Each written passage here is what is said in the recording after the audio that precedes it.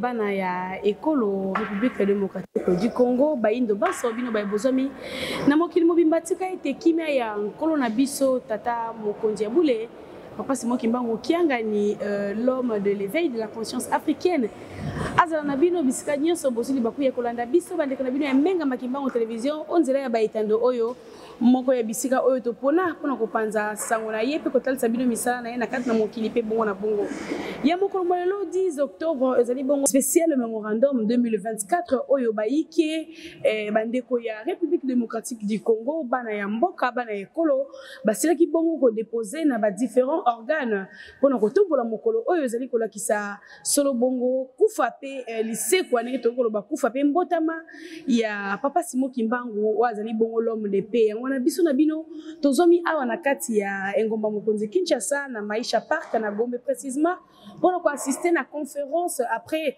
dépôt na plusieurs institutions ya mémorandum oyo koya n'est-ce pas conférence et l'on a organe de presse oyo bazomi sur place pour kokabola maye matali bomoto pe bonzambe ya tato to ko benga mopesi kimia mokili mobape mokangoli ya filika biso na bino totikala wana pona kolanda ndenge mayanga ni yango ekoleka pe tokutani na nikoleko ya jour J-2 pona kotombela mokolo moye et tolobi en avance joyeux anniversaire et mbotama elamu et puis birthday to you mbotukulu wa mbote tata Simon Kimbangu Kiangani matondo mingi. Des excuses pour les retards qu'on a de cette conférence de presse. En fait, cette conférence se situe à la veille de la fête de la commémoration de la disparition de la divinité Papa Simon Kimbangu, mais également la naissance de sa divinité Papa Simon Kimbangu Kiangani, chef spirituel et responsable légal de l'église kimbanguiste né à Kamana. Oui. Et par rapport à ça, ce qui nous réunit aujourd'hui, c'est par rapport à un mémo. Ces mémos portés par des opérateurs culturels, mais également des entrepreneurs et autres hommes d'affaires qui ont voulu que nous puissions insister sur l'aspect patrimoine de la personne de Papa Kissa, de sa divinité Papa Simon Kimbangu. En réalité, à ces jours, Papa Simon Kimbangu n'appartient pas non seulement à l'église kimbanguiste, mais à tout le Congolais. Et cet aspect de choses, il était très important pour plusieurs organisations culturelles d'insister sur cet aspect de choses. Sans plus tarder, nous allons passer la parole à Madame pour la lecture du mémorandum à cet effet. Donc, 18 octobre 2024, nous, SERA, UNGLK, NICA, SIA, CAC, ACAP, Sénat, Sokoda, SAC, AMC, Femmes entrepreneurs, panafricanistes, intellectuels, Agora, Terre d'artistes, association de youtubeurs, AAC. Dans les soucis de préserver nos valeurs et traditions africaines basées sur le respect de nos ancêtres et héros qui ont marqué de manière positive l'humanité de manière générale et l'Afrique en particulier. Il est de strict rigueur que le respect de nos symboles dans nos sociétés sont fondamentaux pour la cohésion du peuple et le vivre ensemble. Après la consécration de la journée du 6 avril déclarée Journée de la conscience africaine par le président de la République Félix-Antoine Tshisekedi Tshilombo, il est de notre droit pour nous de rappeler à tout le peuple congolais que la journée du 12 octobre marque un double événement. D'une part, de la disparition physique de l'envoyé spécial pour l'humanité, le saint divinité Papa Simon Kimbangu, et d'une autre part, de la naissance de son éminence du représentant légal de l'église Kimbangu, chef sa divinité Papa Simon Kimbangu Kianga. Nous réitérons notre attachement à la doctrine kimbanguiste et sa devise, l'amour, le travail et la paix. Héritage doctrinal légué par la Sainte Trinité qui sont Papa Kisoleki et Lokone, Charles Daniel, Papa Diabinga Nakia Nanifanou et Papa Diangé Nakutima Joseph. Sur ce, nous demandons à l'opinion tant nationale qu'internationale, en particulier au peuple congolais, d'observer une pensée pieuse à la date du 12 octobre 2024. C'est là en communion avec toutes les confessions religieuses. Les croyants, les sympathisants, les associations, les partis politiques, les ambassades, les chancelleries, les représentations diplomatiques, les institutions de la République, le président de la République, le Parlement, les cours et tribunaux, le gouvernement, les assemblées provinciales, le gouverneur et les conseils municipaux. Nous citons également les aumôneries, les expatriés vivant en République démocratique du Congo, les enseignants et les chefs coutumiers. Tous ensemble, passons la journée du 12 octobre 2024, une journée paisible dans la paix, l'amour, comme nous les recommandent les Saintes Écritures et les paroles sages léguées par notre ancêtre ainsi que nos trois parents. Source de la foi kimbanguiste. Vive la République démocratique du Congo, la terre de nos ancêtres. Vive le peuple, vive le 12 octobre marquant la disparition et la naissance de Saint Papa Simon Kimbangu. Vive la terre sainte, berceau de kimbanguisme, comme la nouvelle génération Indéta. Monsieur Saint-Pierre Roger Bosekota pour un commentaire à ce sujet. Oui, merci pour la parole. Bon, je crois que tout a été dit par notre sœur, notre maman, par rapport au mémorandum. S'il y a des questions, nous sommes disposés à répondre. Pas nécessairement en français à Lingala, je ne sais pas. Ça dépendra de vous. Nous sommes très disposés pour essayer un peu de palper, d'entrer dans la profondeur, surtout nous les culturels. Nous avons une lourde mission, nous avons une tâche à faire, à ramener les gens dans les bancs, c'est ce que je peux dire.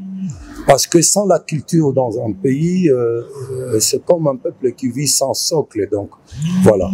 Nous disons, nous sommes très disposés, bien disposés. Moi, en tant que coordonnateur des artistes plasticiens, en même temps musiciens, mais là, je suis en train de répondre. L'autre fois, l'année passée, j'étais en Kamba. Moi, personnellement, je vécu ce que je pouvais voir. Et maintenant, vous êtes là, la presse, c'est à vous de poser. S'il y a des préoccupations, je suis disposé et les amis ensemble de vous répondre. Avant de passer aux questions, au jeu de questions-réponses, nous allons passer la parole à un acteur potentiel qui fait la promotion des arts Kimbangu à travers le monde par ses multiples voyages. Quelque part, c'est un ambassadeur culturel. Il s'agit de l'ambassadeur itinérant de la Commission des droits de l'homme et président du CRAC, l'artiste Jospin Luanga Konga. mbote na biso makambo oyo ezali important oyo biso ba scientifique totali na miso ya science que la spiritualité to molimo etambolamaka na culture elongo. Avant tokenda mboka Chine na président de la République oyo azali garant ya nation aza ko soutenir politique et culturelle tomonaki maman la ministre Yolande Elebe pour défendre politique et culturelle dans le conseil de ministres. Ils allaient déjà pas moko ya monene po ye pas ali moko ba komi ba buku. Ayamba kingai na délégation monene oyo emutaki pe kamba Dr Fazam Kamalabadi, François Gossé oyo bazali ba pionnier ya Futur Trans Group. Na mobembo na biso ayambaki pe président Saint-Pierre Roger Elongo na Kulutu, Prof Chamala et Kulutu, Prof Misasi et toute la délégation, pour ne pas citer tout le monde, dans la corporation, la biso, la artiste plasticien. Au monde qui pas yambaki ambassadeur de la culture et na ba li au bazako est vrai na domaine culturel. C'est que au nom aussi il y a ambassadeur il y a l'UNICEF Kulutu Pascal Opankanza. Nde biso banso totali que mokili na biso eningani lelo Papa Simon Kimbangu patrimoine international oyo alakisi biso kita po lelo oyo tomona 6 avril chômé payé na conscience africaine ndenge tata mokonzi ekolo na ba institution batelaki yango kasi ezalaki na naissance pe na disparition physique yango ezalaka le 12 octobre na Elisabethville lelo tobengi Lubumbashi nde tata Kimbangu na mythitisme na grandeur culturelle oyo alaki nango alobaki Lubumba ntia beto donc bobatela mboka na biso tobenga ngo lelo Lubumbashi elingai kolakisa ke alobaki ke nzoto na ye etikala na Congo po mokile ya ka tourisme culture tout ça ezali élégué toyokaka hymne national donc naissance na ye oyo emonanaki po biso ba culture to croire na réincarnation parce que la spiritualité tamboka nzela moko na scientifique nde lelo tomoni que chose spirituelle sa divinité Papa Simon Kimbangu kiangani biso ba scientifique tobengaka boussole grande boussole oyo double anniversaire ozali 12 octobre to resango na kimia nde tosalaki elongo na bakulutu na biso na kombo na bango nde baleki tovandi boye memorandum oyo akokotisa na justice na c'est ça na ville province de Kinshasa donc ba autorité presque et puis les ambassades pour na kolakisa ko tombola encore une fois kombo wana ezali patrimoine voilà nde tovandi awa na bino média oyo kozali pouvoir ya komema sango po ete mama nguba mama bayeba Papa Simon Kimbangu aza ya famille te aza ekolo te aza ya pays te kasi aza ya mokili mobimba nde wana ezalaki intervention.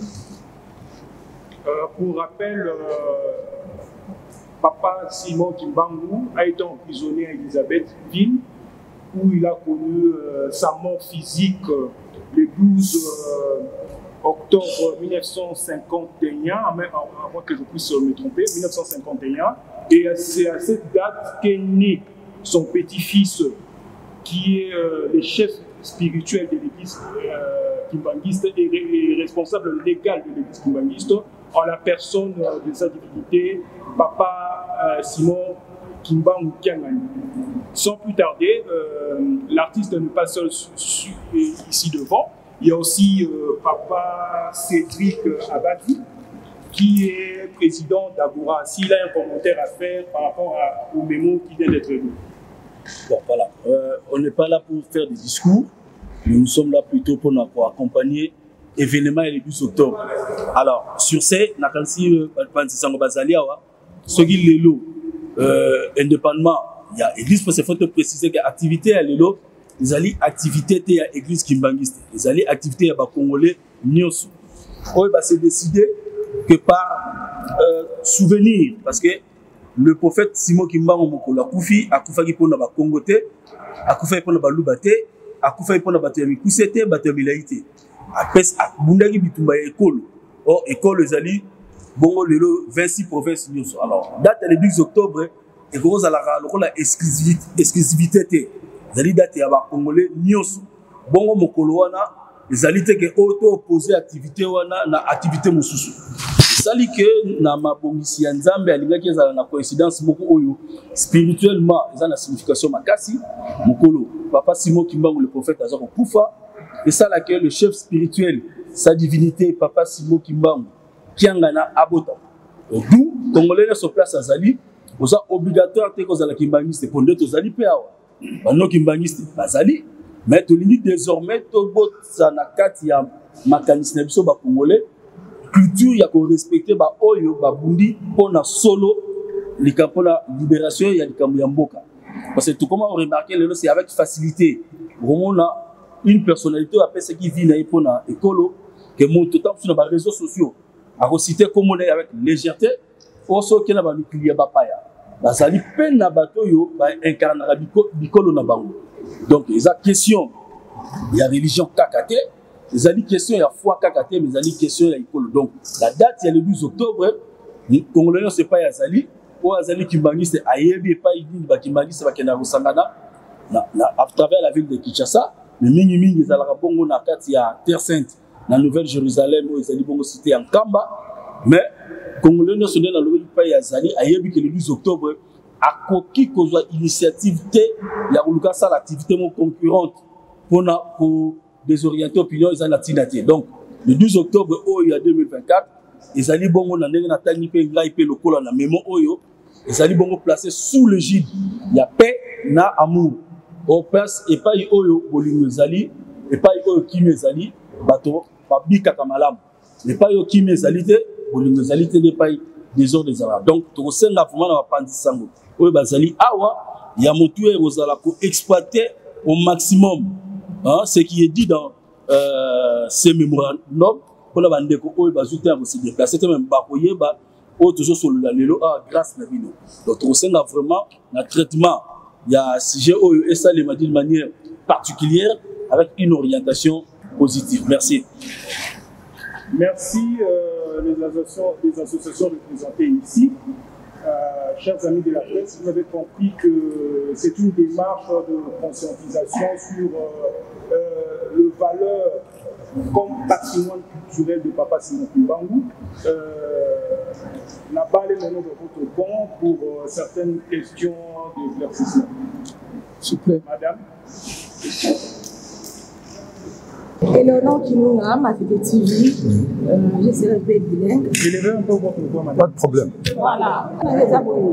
Qui représente journée le 12 octobre, pas Congolais, pas Africains. On a question on a des préoccupations, question on a mis dans les actes. Depuis que le prophète Simon Kimbangu, Aza pour les Africains, pour les Africains, pour les 10 mais constant on a ça, on a que Kimbangiste, ma commissaire papa Simon Kimbangu, comme si Aza a bangu. Merci. Rappelle encore le nom. Maman. Maman Eleonore Kilunga. En tout cas, question maman Ezali Kitoko Mingi. Pour la question à Liboso lobby à Mituni, pour la date il y a le 12. Les gens représenté ni les Penza na biso ba Congolais. La question est très capitale. Le 6 avril d'abord, notre chef de l'État, Nora Naye, a élevé le prophète Kimbangu, to vénéraka mokolowana le 6 avril. Donc le 6 avril, Kobanda, mokontina biso mboka, apesa ki azwaki décision wana ya biso ba congolais. Mokolowana ezalaka journée chômé payé.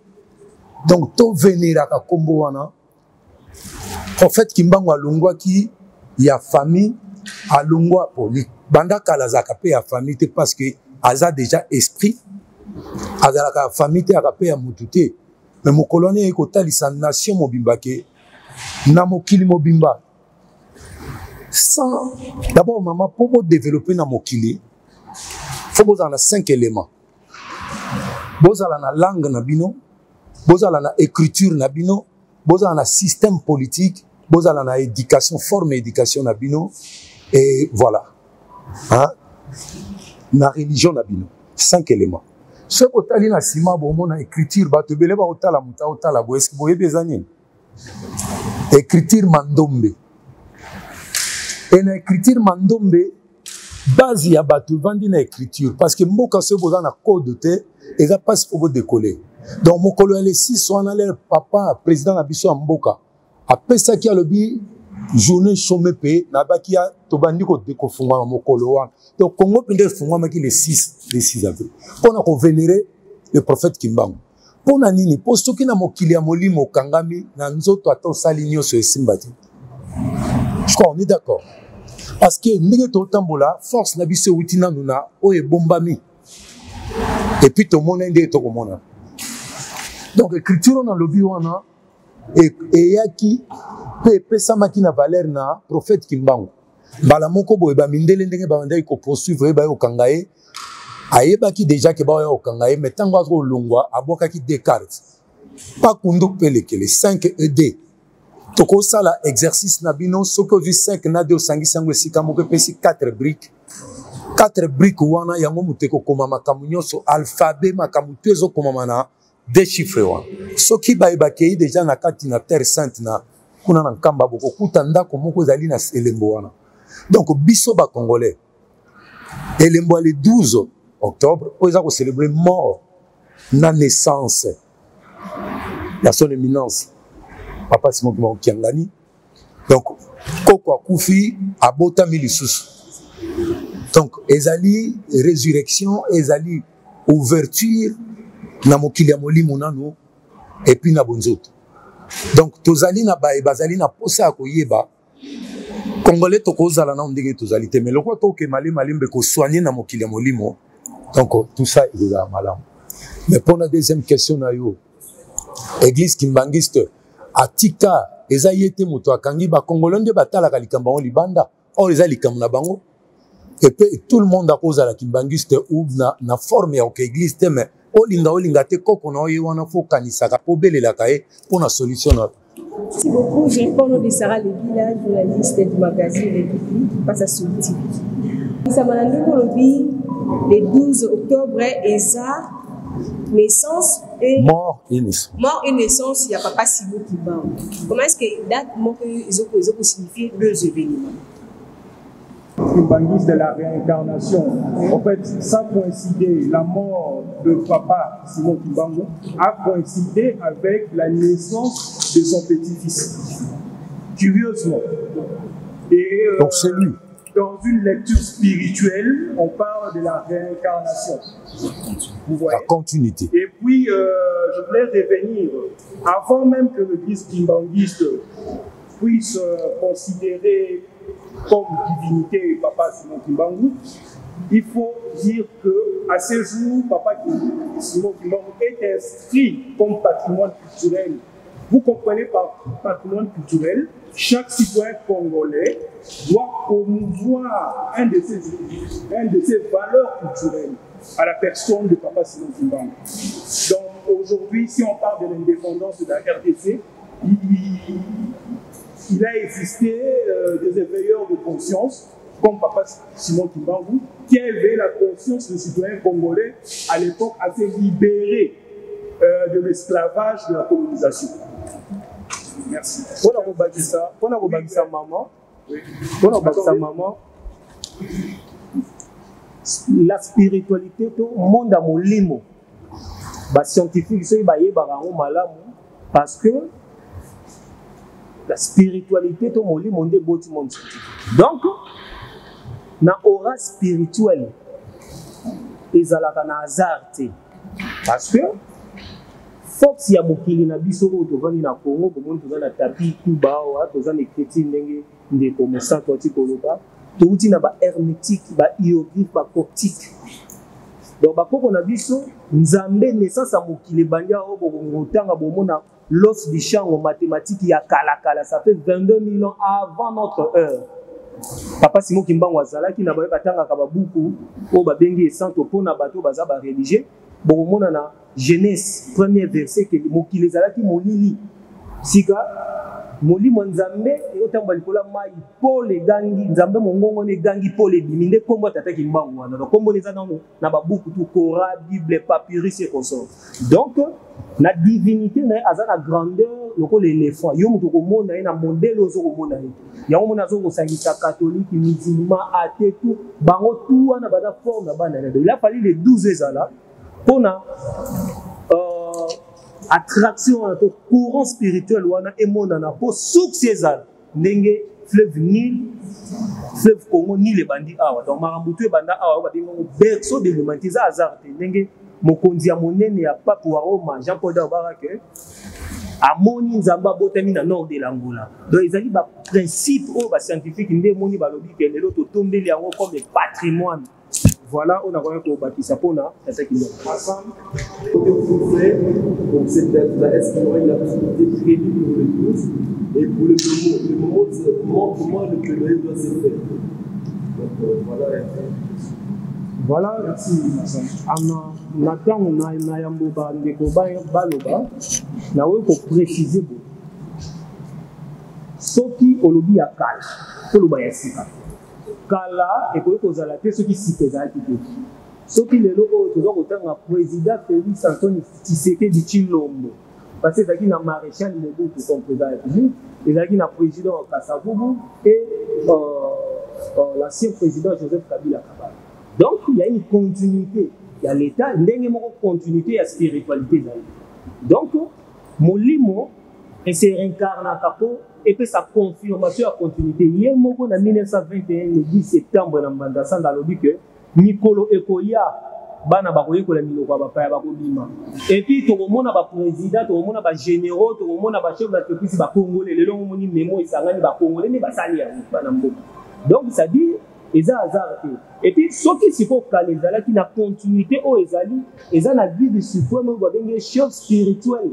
Sa divinité, oyo ndebiso kotota la toyoka oyo yazo menakango wana donc lignée wana pona Afrique et doit indépendance spirituelle. Na kochité peut-être na deuxième avant président Santi Roja Loba na côté à notre salle et si to côté ici d'ailleurs tous on a baptisé de réception awa yango to sengi te to kumisi bakonzi mboka tel que c'est ça qui n'a ba initiative ya vie pas maté tous pays moko bien éduqué tokoli na ba valeur toza ba bantu tokoki zekola la collaboration motomoko atie bolumbu motomoko lobi bozoba na bakonzi na biso surtout batata milimo y compris azali chose spirituelle azokota la kimbangizi voilà protection est important pe to moni biso sur le coup mona papa gouverneur ya ville à Kinshasa na occupation mais na koyamba biso kotala ke memo on est important que ba culturel il est basangani oyo bazana ba entreprise bazana ba mouvement association culturelle et consort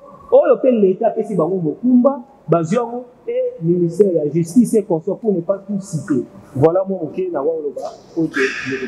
C'est bon, merci camarade. Le nom c'est camarade Mafuta, c'est très bien dit votre question. Moi je veux dire dans tout ça, le socle de tout pour qu'il y ait le développement, nous tous, il faut tous à la santé la culture. Il faut que le respect, de respecter nos valeurs culturelles. C'est ce qui fera que nous puissions décoller. Et dans la culture, l'éducation fait partie de la culture. Ok? Et quelque part, vous m'avez écouté, je parlais de l'écriture Mandombe. Et d'abord, avant tout, j'ai cité les 5 éléments qui favorisent, qui donnent l'avantage à un peuple de se développer ou de décoller. J'ai dit l'éducation, l'écriture, la religion, la langue, tout. Donc, ça, c'est le simple commencement. Tu bandis cette fois-ci, nous, la jeunesse, le culturel, jeune, tu télémisiko poto seton. Au moins, notre mémorandum est continue à l'instance nios. Tu dis qu'ils à réception tout. Ayebi, l'instance ni sous soit retouché. Mais nous insistons, nous voulons. Souen abisso ezali, ban anabisso. Ba tanga yango na kelasi. Tango bana bako tanga, ils vont commencer à étudier ça, l'histoire de leur pays. La partie religion, spirituelle nango, débat bako développer. J'insiste, on n'aura pas de développement tant que tu reconnaître tout. Bisso congolais, le grand égrégore oyo ekutama na mboka na biso tozwa chance ya kozwa le prophète Simon Kimbangu. Tant que kaka tovanda na banda kumukolo wana to reconnaître grandeur na ye makambo susu ya bando fungama sans forcer. Sans ça la gêne makambo ya omezo fungama. Merci, cher compagnon. Alors, merci beaucoup, c'est Alain Sika, le responsable de Média Libre avec le monde là-dessus. Alors, j'ai des préoccupations succinctes, je dirais. Alors, est-ce que la date d'ici, qui est une reconnaissance nationale, n'est toujours pas suffisante pour l'Église kimbanguiste? Et deux, qu'est-ce que la date peut apporter sur le plan culturel dans un pays? Je crois, je ne sais pas si vous m'avez bien suivi. Nous avions remercié notre chef de l'État d'avoir pris l'ordonnance à ce que cette date soit vénérée et journée sans paix et tout. Donc c'est pas que l'église kimbanguiste est en train de demander quelque chose encore. Nous nous disons seulement la sensibilisation qui doit s'en suivre pour que la jeunesse, nous aujourd'hui qui sommes en vie et la génération qui viendra demain, puissent en savoir plus par rapport à l'image de Kimbangu. C'est important. Nous demandons encore pas autre chose. Ce qui a été dit là, nous, à chaque fois, on demandait à ce qu'il y ait une journée comme ça, commémorative, pour penser à notre grand. Et donc, voilà. En fait, la démarche qui anime ces associations, pour nous, par rapport à la question du confrère, on peut parler de Simon Kimbangu chaque jour. En Chine, on parle de Confucius, on parle de Mao chaque jour. En réalité, ce n'est pas autour d'une journée. Donc, vous voyez. Oui. Donc, la démarche dans cette histoire-là, autour du personnage de Simon Kimbangu, chacun tire son épingle du jeu. Le scientifique tire, planche sur le rôle moteur de Simon Kimbangu par rapport à l'émancipation du Congolais. Mais aussi les spirituels, les kimbanguistes jouent aussi son rôle sur l'aspect spirituel. Donc chaque Congolais est là pour tirer son épingle du jeu. Madame, on a complété une défaut sans et c'est que kimbanguisme ils ont trois pouvoirs, donc trois principes. Bolingo, Mibeko, Misala. Ah, biso baso toya wapi koza musala. Eza parmi ba devises. Denge ba obi ke toto sa Mibeko ko que sans justice, mboka moko etumba makate. Omoni soso toza na amour te, comment toza na unité nationale ya omoni to ponaki place royale, ah toza na place royale, place ya cohésion nationale, place à Bosangani, soldats, maman et tout ça ba simbi bendele ya Congo. N'a pas sorti de gouvernement, mais un message mobile. Donc, kimbanguisme, ils avaient affaire à la religion kakate. Ils avaient des systèmes, ils ont des devises en boka, paix, justice, travail. Simon Kimbangu a pas pour na kimbanguiste mais pour une cause qui est nationale pour tous les Congolais. Alors moi j'allais demander ceci pour la date du 12 octobre. Nous avons découvert biso o ba ko kuta na likama ya Goma na la Kivu, ba naufragé à la Kivu. Et puis ba découvert biso na Est et à RDC. Qu'est-ce que vous avez prévu pour eux en cette date du 12 octobre où nous allons commémorer comment on dit Kobo dans ma paix coup fait pas Simon Kimbangu. Merci beaucoup. Na wana tomonaki donc tozoloba paix na devise ya kimbanguisme bolingo mibeko ça donc paix d'abord amour. Papa Simon Kimbangu to église kimbanguiste to ba sympathisant ba croyant baza na initiative o bakabolaka biloko babengaka bango ba kengi chaque dimanche na ba prison nyonso banda 1960 tilelo bakabolaka biloko kolia bilamba na o babengi ntinta ni collecte de fonds ba ofele consortina est pour sa part de ces biloko et na cadre ya commémorer ko kende na masanga mabete bar te ko kende kuluna to bimi ogangi pona ko manquer respect yango lisanga wana ezali pona kolakisa conscience ndezalaka na 3 jours ya commémoration na nkamba mpona nini totala nini ezoleka na mboka na biso bitumba na est banguna oyo ya développement ndenge nini kopesa l'état maboko eza devise ya kimbanguisme eza bavaleur yango kulutu bodelo fombo position tant wake kamba lobi pourquoi bazui mibeko wana te ezala pe na kati ya mboka ezali ba procédure tant nango ezali donc c'est que kimbangisme en fait eza ba valeur okomona kimbangisme eza ke ya teni na nzela ayeko bunda ayeko sala boy wana za kimbangisme te afingi mokonza mboka afingi ba institution eza ba valeur te mais kimbangisme azali moto idéologie epesaka proposition ba action po ete mboka ekenda liboso yango tomonaki ke tokumisa bakonza mboka VPN azalaki na côté naufrage esalamaki mama na biso ya droits humains ezali initiative l'État azobunda pe kimbangisme elongo biso basite tokopesa bango maboko po ete likama esalama te yango moni baassociation ya bakeni tel que bafonderie bato basudaka bato basalaka biyike biloko po tokoma koproduit po biloko wana ya lisu te po tomema solution donc memorandum eza na makambo ebele ya kokreye bausine entrepreneuriat kobatela bafemme viole koyeba bamakambo ezala lisusu te biyike biloko tanko mpe so ndakisa mokolo alobi gouverneur akendaki kozwa biloko oyo bana ya kuluna basali mais conseil national des artisans oyo nazali conseiller spécial oyo président biso azali kasi baartisan nde baforme bana wana bango mpe basigne memorandum donc ezali na makambo ebele na kati po ete mpe bandeko babakisa monsieur Sony Kabamba, télévision nationale. Ça fait maintenant plusieurs années que nous fêtons la date il y a 12 octobre. L'année passée, nous allons à Nkamba. Dans 2 jours, on va faire encore une année par rapport à l'année passée. Je crois que tout avant la table A, nous allons à Nkamba. J'aimerais savoir, depuis le 12 octobre, il y a 2023, si le 12 octobre, il y a 2024, quelles sont les activités qui ont été faites pour pouvoir apporter encore une pierre de plus dans la vision oyo, combat oyo, il y a la moussa, philosophie africaine, il y a la moussa, oyo, Pende Zalaki, Papa Simo Kimba. C'est ça ma question. Merci de Konanga. Tozalaki, année passée, en 2023, le 12 octobre, dans Kamba, comme au lobby. Et tout soit na papa. Papa pesa ki biso le bino bana ba culture to kobi en 5e génération. Donc comme tango ya kotonga pe ko vandisa makambo.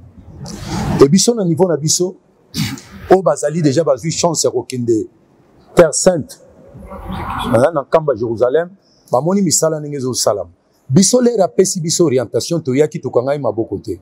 Kwa to kotaki ba mikanda na niveau ya institution na biso ya mboka, mais kutana ki lisusu na mambo etali ba remaniement ba tout ça ba gouvernement faut aller en place. Ezo ki biso mo atamoke. Mais to dire récemment okutana mama ministre na biso, mama Yolande Belebe. Oyo to zuli kanisi ya ko sala mémorial monene à niveau ya Maluku. Espace monene oyo nakati biso bato ya mboka tokozwa temps na bapaya excusez kokotaka nakati pe pona kokende kotalaka ba visite ko banda ko salama je crois que eloko makasi ototi déjà obtenir par rapport à souci na biso ezalaki parce que mboka soko tali biso na o etali bongo tourisme nakati ya ville ya Kinshasa espace ezalité toti ko espace monene oyo mama promettre biso mama ministre na biso ya culture art et patrimoine vers Maluku et na yango ekofungola makambo ebele nakati pe histoire ya prophète Kimbangu ekozala nakati et puis ko retracer ba histoire ya makambo ebele etali mboka na biso pona boyebi parce que peuple aza na culture te eza pas si pas décoller donc ba démarche yali et puis tozali ko kenda déjà malamu je sais pas ce qu'on a satisfait au moins point à makasi ezali tozo kozwa biso ba culturel espace monene oyo village monene ya culture et au salama na kata ville ya Kinshasa pona ko vandisa histoire nyonso na kati et puis pona ko bakisa RTNC radio télévision nationale de la République démocratique du Congo n'est-ce pas si ya mbula moko Mokonzi Aboule, tata Mokonzi Aboule a lancé message à Kotonga mémorial. Mémorial wana po papa Simon Kimbangu akangama kina 37 000 familles déportées. Yango komona kana Nkamba, eza na temple oyo etongama ya 37 000 places assises. nde combat wana ebandaki na 1921 le 6 avril 37 000 familles déportées. Bakongo bazalaki Swahili pende suku ya katetela mongo Swahili chilele consort. Donc c'est aux gens dans lelo et rosa la pays mobimba famille 37 000. Balobi ke to lingi libération to langi vision et la tata Simon Kimba. To mémorial wana vision nango ezali ke sala kaka des abana ba ko tungango. Ngai na yo na ye na ye tu. Na mbongo nini makala nguba caméra consort ba culturel. Donc c'est la biso to yeba progrès wana. Deuxièmement, à l'ancien colon na kobokola. Oyo ekolesa Afrique mobimba. Ba terre agricole. Troisièmement, chemin à passion oyo tata mokonzi ya école apesa ngo pe maboko oyo kosala ke chemin wana bato bakota kamba te kenga kisa. Na ko bakisolo lisusu ba mama na biso ngo to moi to kotombola ba femme entrepreneur ba na biso ba mama ya lingomba na kati ya mbakimbangi basombi bateau de pêche. Première fois dans l'histoire, et pour ça la mbisi pour être mbisi elle sama na Congo mobimba. Quatrièmement projet zali que aéroport international qui taba cargo et ça là dans tous les zones, c'est-à-dire tozana côté Congo voisin, tozana côté Angola, pas battre zali mboka moko to kotomola na amour. Ce qui n'a bien tanga ezali ebele n'espace là il y a un ya kwaza na posa ya kimia pour soutenir vision tata mokonzi ekolo, vision ba culturelle pour paix et kohuta na kamba on doit dire espoir du monde, église universelle dans l'universalité Kimbangisme. Voilà RTNC. Pour les comptes, il y a des télévisions.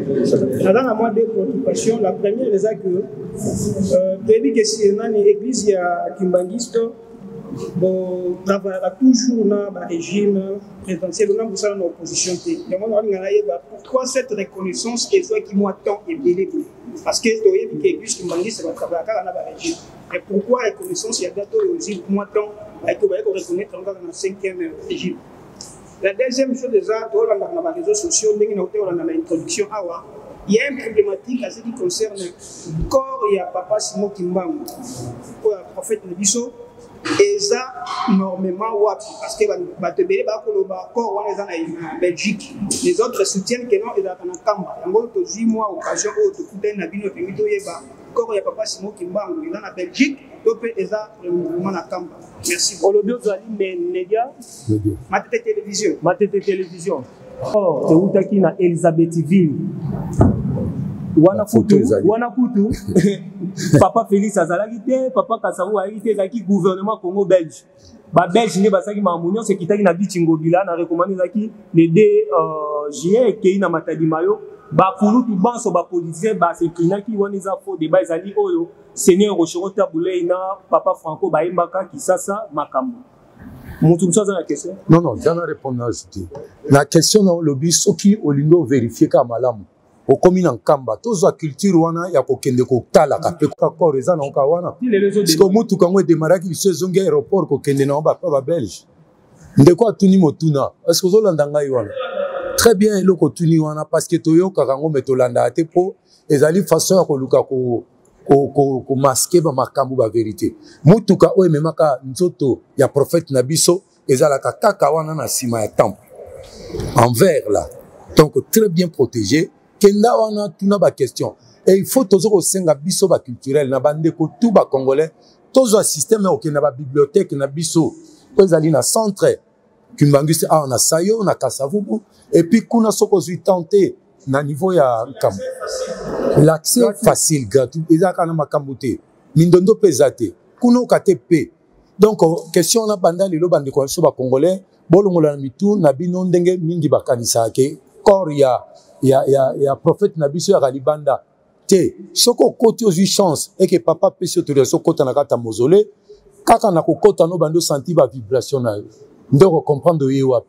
Pour la première question oti koloba j'ai pas aimé l'accent au lobby Kimbangiste il travaille comme mingina politique non l'église au centre pouvoir nyo sekoya église en sincère aux ala pour travailler koyo kanana yi ko pesa ba directive église aza molimo il faut appeler sa directive à cause à l'ennemi ya dirigeant ba tiete autorité te utake pa ya nzambe bon moto aye wana nzambe alobi na temps ezaye église okomi opposant ya ndenge nini Kimbangiste azali na centre congolais yoka église Kimbangiste po makambo efungwa mato zwa otokoluka. Parce que la reconnaissance à date des wana na korépondre que chaque chose ezalaka na temps na yango. Maréchal Mobutu asalaki po ezaka Savubu bamemi baona table ronde ntanga na histoire asalaki po eza Kabila asali baprocès Banzangungu asalaki po eza Félix ayepe bautiliser pa Nzambe asalaki bao pe bakoyaka donc mboka na biso toza na unité nationale tata be moko akotambwisa pe ba institution et tata molimo aza mpona kosoutenir bango opposition ezalaka bosata mais na molimo mamone akate molimo aza mpona kobatela wana eza mambo na politique biso ba culturel totalaka accompagnement ya ba valeur yango tokola ba valeur. Cher confrère, Lumumba dit l'histoire de ces pays, ça serait écrit par le fils de ces pays. Très bien. Moi qui vous parle, personnellement, j'étais à Kamba, je me suis là-bas à Kamba, j'ai fait le contour même du site de Kamba. Je ne suis pas kimbaniste, la porte est grandement ouverte. Je me suis mis avec mes chaussettes, j'ai traversé le site de Kamba. Il faut aller visiter. Donc, quelque part, on n'attendait pas que TV5 puisse descendre, faire un reportage pour vous. Moi-même, en tant que journaliste congolais, le rôle du journaliste est d'éduquer et de former. Donc, renseignez-vous d'abord au lieu de s'étudier à tout ce qui se dit sur merci, confrère. Bébé Matanda, nalingaki na tuna parce que na tanga na kimbanguiste. Soki na landi puis Roger ndenga lobike histoire ya papa Simon Kimbangu ekotana. Donc batunyo éducation enseignée. Aïe bango, moi na nyusi ya komwe bango chez nyusi ya bango. Nazo komuna te parce que depuis 1960 au papa Kimbangu atika biso ti lelo etanga makaka na école Kimbanguiste. Na ebité effort nini obozo sala kapo ekotana ba école nde tomonaka quand même Jésus-Christ Bible ezotanga na ba école nyonso ezala privé za catholique Jésus-Christ azalaka mais ce que biso kimbanguiste lokola totanga bango kaka na école kimbanguiste jamais etambola na école c'est fort ni bozo sala. Deuxième question ezali papa Kimbangu papa Simon Kimbangu kianga azali papa ya molimo ya congolais ni ya mokili mobimba effort nini pe oyo lokola ye molimo asala kapo na mboka na biso tozomona kuluna tozomona pasi tozomona nzala tozomona makambo tellement ebele ye azali molimo lokola ba chrétien balobaka Jésus-Christ apesaka solution pona yesko papa na biso solution nini azwaka jusque là pour la peuple là. Merci beaucoup. L'église est au milieu du village. Mais ce qui est bizarre, pour moi, avec l'église, il y a un pays, et comme il y a un positionnement, il y a un penchant. Maintenant, quand il y a l'église qui va les amis, parce que nous, on a une bonne actualité, sujet à dialogue. Est-ce que Kimbanguis est pour accompagner le dialogue qu'on a tout que la contre-dialogue. Et puis, on a pour soutenir les questions posées par ma sœur. Que fait le Dieu de Kimbanguis? C'est plus que de puis que l'aura. Mais avec Kimbanguis, il fait quoi en tant qu'un Dieu pour remédier aux problèmes de son pays? En fait, le combat de Papa Simon Kimbangu est intemporel. Aujourd'hui, notre pays est convoité. C'est le même combat sur l'identité même du citoyen congolais. C'est le même combat que les politiques sont en train d'entretenir jusqu'aujourd'hui. Et vous-même, vous êtes au courant par rapport à l'actualité. C'est le même combat depuis Simon Kimbangu qui continue. Et par rapport à l'éducation, il est vrai que dans notre pays, le cours d'éducation civique, à mon entendement, je crois que c'est en 2017, avec l'arrivée de l'ASDN, qu'on a enlevé les cours d'éducation civique. Il y a de pourparlers maintenant au niveau du ministère de l'EPSP, mais aussi avec l'UNESCO, comment inscrire la vraie histoire de notre pays, apprendre ça à nos enfants. Il y a des démarches sur le plan étatique qui sont déjà faites. Au-delà de ce que fait les écoles kimbanguistes, mais ça sera maintenant généralisé dans le système éducatif de notre pays. Le 12 octobre, les actualités politiques, je crois qu'à notre ce n'est pas le cadre vraiment approprié pour notre débattre sur les sujets politiques. Mais ce qui est vrai, notamment Saint-Pierre Awa, l'Église n'a pas pour vocation de prendre position contre le pouvoir. L'Église est là pour accompagner le pouvoir. Donc, là, même maman rôle de l'Église et vous allez soutenir. Alors, vous problème donc, ne serait-ce pour ça là. pour s'approprier combat ya papa Simon Kimbangu ozo obligé ozala kimbangiste comme religion. Okokotika na religion na yo, mais rien n'empêche que on peut intérioriser que moto wana esprit wana parce que le bongo mingi bongo esprit wana akufaki pona yo, mais le corps la résurrection ezalaki et qui a s'incarné le lot dans notre cher spirituel actuel sa divinité Simon Kimbangu Kiangana. Donc nous pouvons croire que sur le plan culturel ça se discute pas pour la kilino surtout tout temps bolaka les alliés que il y a de valeurs oh il va discuter sur ya moto. Je préfère vraiment que to tikala la date le 12 pour insister à les alliés plus dikambuya bolingo pe kimia au moto oh azala kata bolingo moto azala kata kimia automatiquement azali na kati ya nzela ya papa Simon Kimbangu. Maman DG, vous êtes satisfaite? S'il vous plaît, on commence avec la dame. Pour lundi, dans les réseaux sociaux, nous avons organisé un marche pour le 12 octobre. Pour lui, nous avons une précision et que Bandawapi et que Soukenawa parce que nous voulons aussi vous accompagner. Oui, madame. Estime Fataki.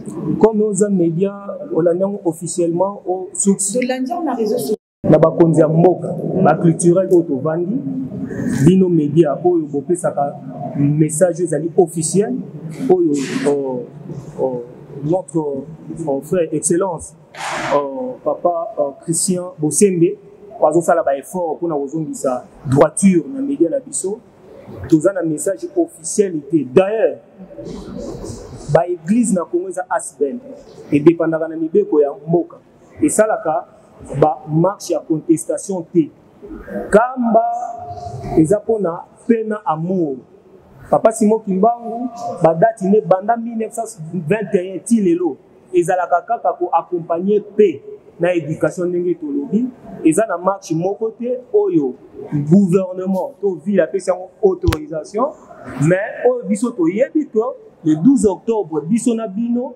tozala na dîner spécial pona ko célébrer pe ko commémorer pe ko kanisa ni to pesa un plus biso jeunesse na mboka na biso ko pesa soutien na mokonza mboka na ba institution po ete ba naufrage bitumba o ba ko bungisa biso na bangunya ndeni to kolona ndeni ba femme entrepreneur to ko langawa to teka pilipili manga tomate donc tata mokonza bule azawa na pona ko accompagner ba vision na biso nyonso pe tata mokonzi ekolo.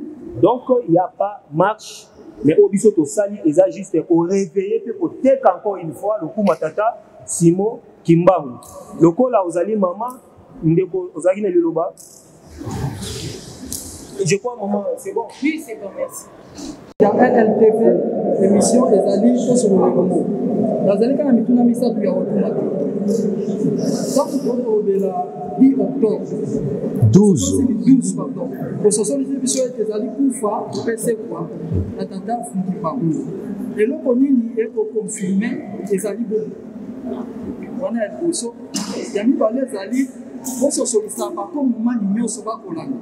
Kimbangu azali nani, pe kimbangiste ezali ni. Comment azali pe bouteille sa mala. Na yebi ba valeur ya fumu Kimbangu. Azali kimbangiste te. Sona mutu ya ba kongo mali. Kimbangu azaka nani, kimbangiste ezali ni. Wana ya mibale pona ko souki ezali eloko nini esala ete lelo ba valeur ya fumu Kimbangu ekitaboye. Ya musu ya bisusu ema. Nyonso ke nasuka nango babi isme eloko esami na bato ok kimbanguisme eli makanisi ya bato basali wana esali egi na Kimbangu azali esprit oyo yaki esprit elati nzoto na mission oyo batindaki ye na mokili mpona kosikola moto moyindo voyez donc différence ezali mais l'esprit de Kimbangu eye kokota na oyo basali na kimbanguisme po epesa enseignement po efungola lisusu horizon mais ye moko personne Kimbangu prophète esprit na kati na ye azali na ba attribution ebele nde na ba etindami komona biso ba culturel to na partie na biso na mission na biso tozosala mpona kopusa culture ya mboka na biso mais na mayele na ye éducation nango ezali okindeko lwanga alobi awa paix travail justice. Donc, nous sommes moni na kati ya état d'esprit ya moto papa na biso Kimbangu prophète au batinda ki pona biso toza censé akoyoka poto développer. Bande ko ba congolais ata le lote lobby mboka nyonso omoni etombwami ezali parce que bazaka na respect d'abord na spiritualité na égrégore oyo epesameli bango ntango bavénére esprit wana ndeke ebunda na bafaçon tout mpona kofungola bango donc différence wana ngai napesa soki ndekolo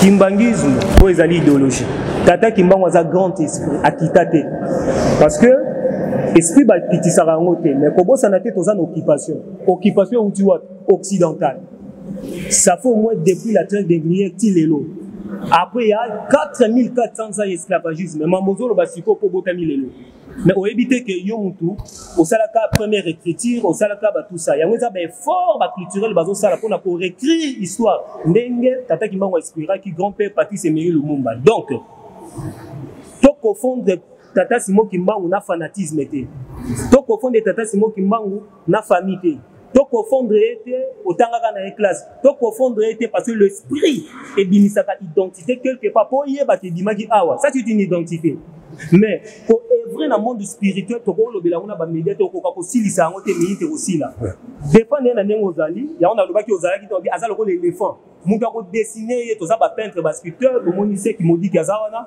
tango a dessiner ka tata Kimbangu ako dessiner na forme ya ko mona ngana ko lobaki za mabe et ki ko ndenge sali boyo ko lobaki ke za mabe mutu na ko mona buna yango donc esengi ne to za na unité yo zali na mathématique ngana za na technologie ya za na fonderie to sangisa nde to ko sala ba avion to sa biloko wana o etika na biso osala yango on assiste toujours sur le projet bino d'abord bino ko osaya ko kana te parce que Kimbangu eza bofiso ça fait partie de nous mais bino moko on a tolanda bino to kokisa o papa Simon Kimbangu alobaki tolanda ya banai tolanda ba o bazali na centre d'accueil to tolanda ba o bazali nzela musuku na moko awa likambo oyo bakonza mboka bakolanda bakotala mibeko ya mboka basaka nango masekite nako rappeler yoko nako zwa ministre ya justice témoin notre excellence Constant Mutamba lobi boye bas bel ataya lobi ti mezalaka bandaka la ba evoaka kaka toza na de asbel te na mibeko ya mboka na biso na yebi mibeko ya mboka musuku mais na Congo ezali que asbel e moko akozala obeye moko na ba etiki na ye na lolenge na ye yango na tu koloba to confondre famille idéologie moto na vision tata Kimbangu te na ko rappeler yo boye tant to kaka protestant bazalaki na Vatican na catholique central automoni tata mokonzi toza na respect na ye sika bango to ba monike na ba principe wana nde esali protestant mais baza ko tambola pe lolenge na bango na ko ebiso na kendaki na Iran na monaki ya latola bazali na islam chiite et ni ko lobate ke ria des amabe parce que l'état islamique ezali ndenge to kendaka ba archéologie ba consort c'est que ezali ndenge sepi rojo ba kita ko ba isme ba consort ba idéologie batonné ba sala yango mais batonyo so baza na direction moko siko na koya na kimbangisme l'église kimbangisme est fondée en 1921 en Kamba le 6 avril na constitution mibeko na biso ya Rwanda ya mboka tilelo yango bomona ki jour ya inauguration jeter la prison ya kotambusa tata mokonzi ya bule tata mokonzi kolo et quand on se zalaki wana na musée ningi ko bani pona ni la kenda kuna parce que yebi ke berceau ya kimbangisme ezali fondé na Nkamba alors auto etika linto to ko kande kwa lobiawa tozana ba toma na biso ebele pona tanga ba kombote baza ebele bana tata Kimbangu baza ko evre eza mabete eza vision na bango baza pe na constitution baza na statut na bango l'état pesi bango ba evre il faut pas confondre que église Kimbangu za ni balé non église Kimbangu za moko parce que c'est l'église Kimbangiste dirigée par les choses spirituelles et représentant légal sa divinité papa Simon Kimbangu va reconnaître à l'état congolais ceux qui ont eu autour de la question au na président de la République tiens micro to na ba ministre ezali ba institution faut respecter ni beko mboka na biso po ete ba paya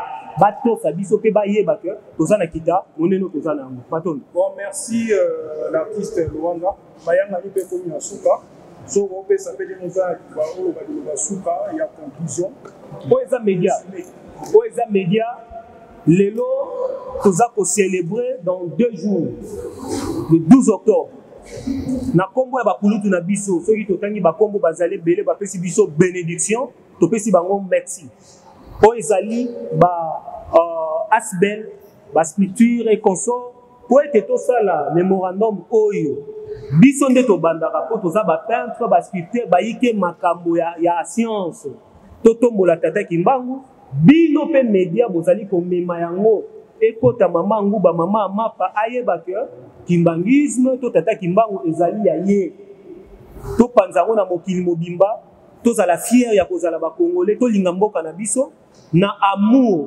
pepe nde tokocélébrer le 12 octobre et après le 12 octobre tokutani na baatelier tokutani na bamisala na bavoyage ndenge tosalaka totombola mboka na biso plus beau qu'avant ndenge eyembami na hymne national.